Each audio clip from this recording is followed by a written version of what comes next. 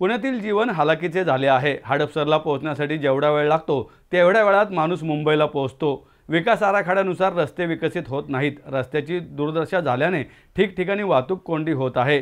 नागरिकांच्या समस्या सोडवल्या जात नसल्यामुळे शहरातील राहणीमानाचा दर्जा खालावला आहे, अशा शब्दात खासदार डॉक्टर प्राध्यापक मेधा कुलकर्णी यांनी महापालिकेतील प्रशासक राजवर ताशेरे ओढलेत।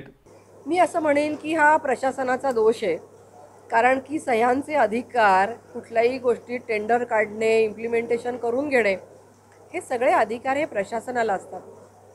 मला आशा आहे की प्रशासनाचं नेतृत्व करण्यासाठी आता जे केंद्रातून या ठिकाणी बदलून आलेले आयुक्त आहेत, त्यांच्याकडनं या अपेक्षा, आमच्या पुणेकरांच्या अपेक्षा या लवकरात लवकर पूर्ण होतील।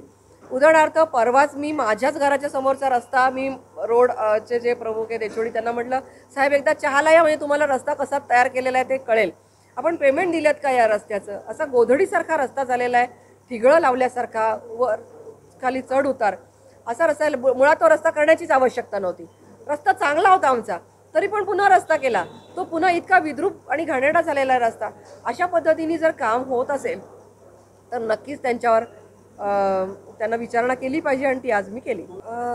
मी माझ्या बाबतीत सांगते, मी पुणेकरांच्या अपेक्षांशी प्रामाणिक आहे। मी जेव्हा म्हणजे मी आता हाऊसिंग आणि अर्बन अफेअर्सच्या कमिटीमध्ये, तेव्हासुद्धा मी जेव्हा शहरीकरणाच्या बद्दलचे विषय चालतात तेव्हा मी जनतेच्या बाजूनी बोलत असते। मी आजपर्यंत प्रत्येक वेळेला तुम्ही बघितलं असेल की मी जो इश्यू निर्माण झाला त्या प्रत्येक वेळेला नागरिकांच्या बाजू घेताना तुम्ही पाहिलं असेल। त्यामुळे आजही मी हाच विषय मांडते की पुण्याचं विद्रुपीकरण करू नका। पुण्याची डेव्हलपमेंट करत असताना हे दीर्घकाळ कसं राहील, नद्या कशा इथल्या जिवंत राहतील, नदीचं सौंदर्य कसं चांगलं राहील, या सगळ्या टेकड्या कशा आबादित राहतील, या सगळ्यासाठी विचार करणं हे माझं प्राधान्य आहे। I am committed to Punekars. नदी सुधारच्या विषयामध्ये जेव्हा हे मंजूर झालं तेव्हा मी तेव्हा पदावर नव्हते। रिव्हरफ्रंट डेव्हलपमेंटचं मी म्हणते, जो जायका म्हणतो आपण, जायका प्रोजेक्ट नाही, आपण त्याला म्हणू की नदी शुद्धीकरण प्रकल्प म्हणूया।